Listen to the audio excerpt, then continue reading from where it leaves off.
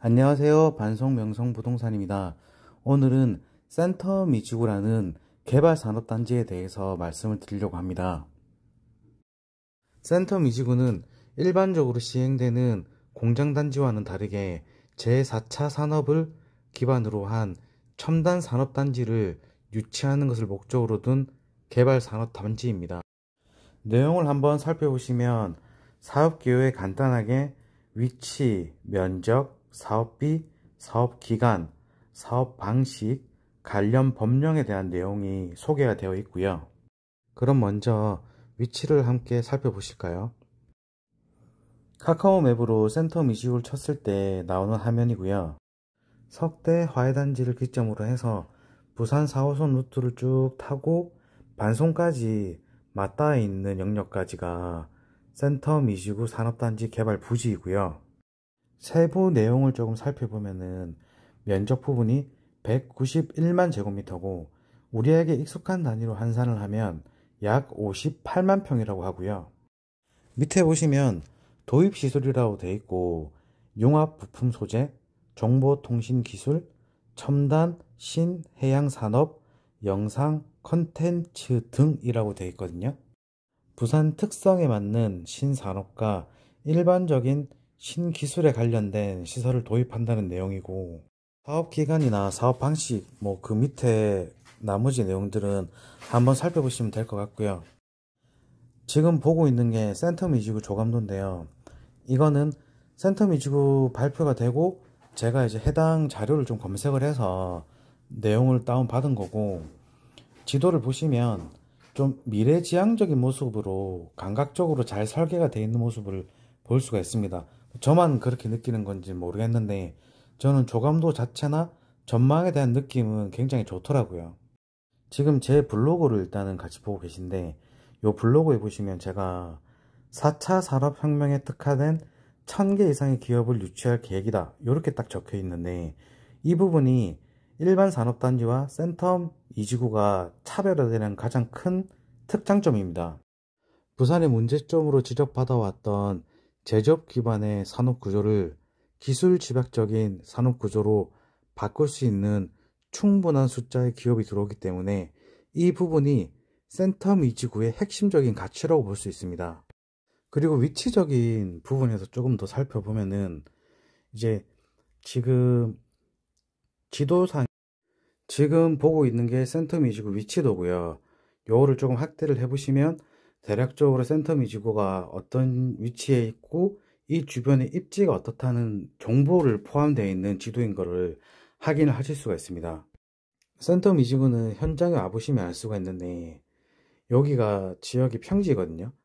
그러니까 부지 전체가 평지로 이루어져 있어요.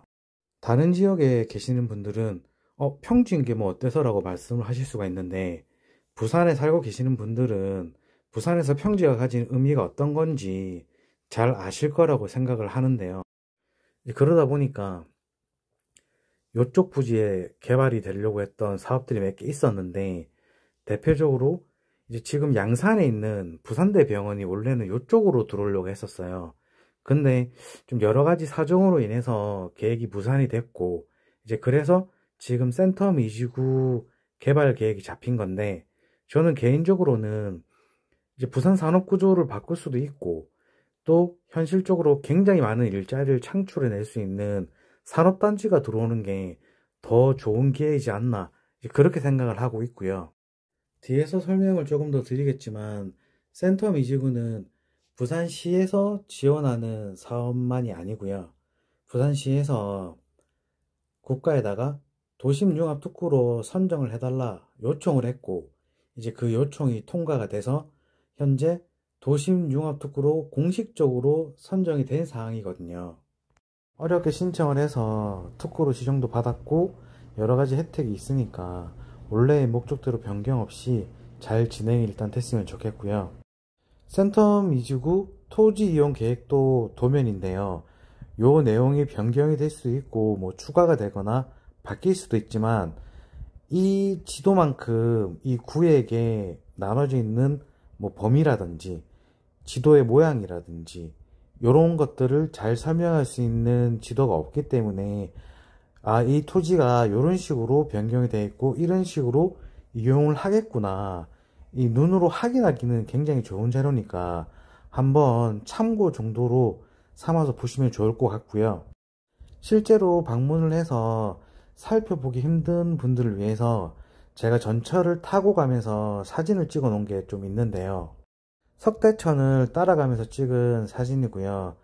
이 위치는 반송에 가까운 위치라고 보시면 되고, 여기는 석대역에서 가까운 위치에서 찍은 사진이고요. 여기서부터가 반려농산물 시장역에 진입하기 전의 사진이고, 사진에 보면 꽃농원 같은 것들이 보이실 건데요. 하우스 형태. 일부지만 이 하원들이 석대 하와이단지라고 보시면 되고, 지형도면 고시도를 보시고 있는데 이 지도를 보시면 아시겠지만 조금 더 세부적으로 구역을 나눠져 있고, 이제 그 부분에 어떤 단지, 어떤 용도, 어떤 목적으로 구역을 할당을 해놨는지 표시를 해놓은 도면이라고 보시면 되고요. 세부적으로 표시를 해놨고 구분을 해놨기 때문에 도면의 개수가 많거든요.